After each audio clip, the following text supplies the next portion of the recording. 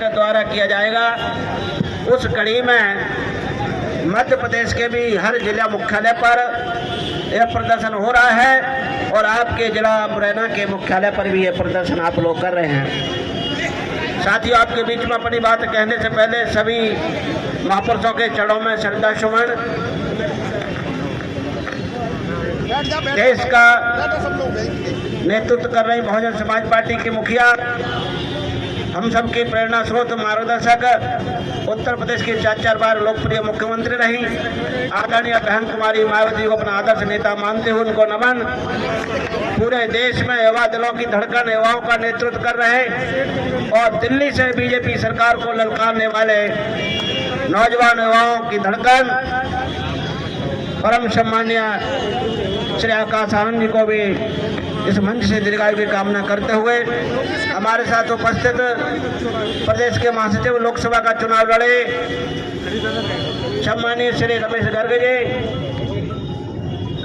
सम्मानीय सभी हमारे बड़े छोटे कार्यकर्ता पदाधिकारीगण, सभी शुभचिंतकगण, सभी जनप्रतिनिधि, संगठन के हमारे सभी मुखिया साथीगण, सभी साथियों को सादर जय भीम एक साथ कहते हुए आप सभी दूर दराज से आए हुए सभी को आदर सम्मान, आपका आभार व्यक्त करते हुए आपको सादर जय भीम कहते हुए साथियों, आज पूरे देश में 5 दिन से एक ही ट्रेंड चल रहा है और देश में होड़ लगी हुई है।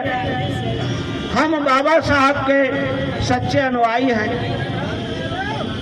देश की सरकार के विपक्ष में बैठने वाली, पूर्व की सरकार चलाने वाले लोग, सभी लोग बाबा साहब को अपना आदर्श नेता मानने की होड़ में लगे हुए हैं। बाबा साहब क्या चाहते थे इस बात से उनको कोई लेना देना नहीं है। बाबा साहब की क्या मंशा थी, इस देश में गरीबों की क्या हालत थी, इस देश में SC ST OBC माइनॉरिटी के लोग कैसा जीवन यापन जीते थे, आज उनकी जिंदगी उभर कर आज विकास के रास्ते पर आई है तो उसका श्रेय बाबा साहब को ही जाता है। पूरे देश में अगर राजतंत्र को खत्म किया तो बाबा साहब ने किया, पूरे देश में प्रजातंत्र को स्थापित किया तो बाबा साहब ने किया। आज आप गरीब से गरीब भाई को देश का सर्वोच्च प्रधानमंत्री से लेकर तमाम पदों पर बैठाने का काम किया तो बाबा साहब ने किया। आप बाबा साहब के बारे में बोलते हैं कि बाबा साहब बाबा साहब बाबा साहब, आपको शर्म आना चाहिए। एक तो आप संसद में जब चुनकर जाते हैं तो उन्हीं बाबा साहब के सामने आप नतमस्तक होते हैं, उनके संविधान को माथे से लगाते हैं और बाद में आप उन्हीं भगवान को गाली देने का भी काम करते हैं। ये दोहरी नीति आप लोगों की एक गरीब समाज के भी अब समझ में आने लगी है। ये आपको जवाब इसका समय आने पर देंगे, आप घबराएं नहीं, आपको पता भी लगेगा। आप लोग 5 दिन से कह रहे हैं माफी मांगो माफी मांगो, आपको ये बात समझ में नहीं आ रही है। आपको तो अपना कहीं ना कहीं योग हो जा रहा है। हम आपसे कहना चाहते हैं इन गरीबों के, दलितों के, आदिवासियों के, पिछड़ों के, मुस्लिमों के, अकलियतों के, गरीबों के, किसानों के, सभी के अगर कोई रहबर है, भगवान है तो बाबा साहब है। अगर बाबा साहब नहीं होते तो इन लोगों का जीवन तो कीड़े मकोड़े के समान था। आज पानी भी अगर पीते हैं तो बाबा साहब के आशीर्वाद से, आज अगर कपड़े जनपद से पहनते तो बाबा साहब के आशीर्वाद से, आज चपरासी से कलेक्टर तक बन रहे हैं तो बाबा साहब के आशीर्वाद से, पार्षद से लेकर प्रधानमंत्री तक बन रहे हैं तो बाबा साहब के आशीर्वाद से। और आप कहते हो तो आप अगर भगवान का नाम लेते तो 7 स्वर्ग में पहुंच जाते। शर्म आना चाहिए। आप कुछ भी मानो, हमें कोई दिक्कत नहीं है, पर इस 90% आबादी के बाबा साहब भगवान थे, भगवान है और भगवान रहेंगे। आप इसको बदल नहीं सकते, आप इसको बदल नहीं सकते। आपको मालूम होना चाहिए गरीब की हृदय में बाबा साहब किस तरीके से बसे हुए हैं, आप क्या जानो। और आप तो छोड़ो, आप तो एहसान फरामोश हो। आपसे तो विदेशी अच्छे हैं, जहां बाबा साहब की स्टैचू भी लगाते हैं, बाबा साहब को सिंबल ऑफ नॉलेज का खिताब भी देते हैं। बराक ओबामा जैसे लोग बाबा साहब को नमन करते हुए कहते हैं, अगर बाबा साहब हमारे देश में पैदा होते तो हम उनको सूर्य की उपाधि देते। आपको शर्म आना चाहिए। आप कहते हो बाबा साहब, बाबा साहब, अरे शर्म करो। बाबा साहब नहीं होते तो आप न जाने कहां किसके घर में भैंसों को चराने का, भैंसों को तबेलों में काम कर रहे होते। आपकी क्या हैसियत है सभी को मालूम है। मैं कहना नहीं चाहता हूं, हमारी नेता का आदेश है हमको संवैधानिक तरीके से अपना ज्ञापन प्रदर्शन करते हुए देने का काम करना है।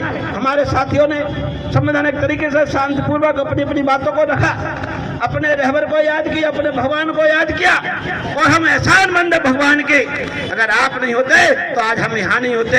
इसलिए समाज आपको कभी माफ नहीं करेगा।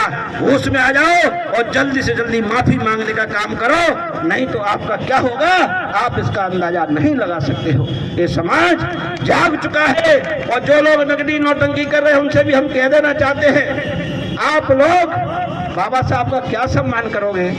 आपने बाबा साहब को भारत रत्न नहीं दिया, बाबा साहब को आपने सदन में घुसने नहीं दिया, बाबा साहब को आपने संविधान लिखने पर परेशान किया, बाबा साहब को आपने उनके चेहरों से हरवाने का काम किया, बाबा साहब को आपने हिंदू कोड में पास करने में भी परेशान किया।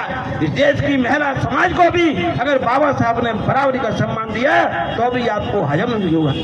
इसलिए हम लोग आप लोगों से कहना चाहते हैं, हमारी नेता ने भी कहा है, सरकार को नसीहत दी है कि जल्दी से जल्दी इस देश में जो बाबा साहब के करोड़ों अनुयायी हैं और विदेशों में भी अनुयायी हैं, उनको ठेस लगी है, उनके सम्मान में आप समाज से माफी मांगो और सदन में भी बाबा साहब से माफी मांगने का काम करो, तभी तो आपको कभी भी समय है आप मांग लीजिए, और नहीं तो बहन जी का क्या आदेश होगा आप उसको संभाल भी नहीं पाएंगे।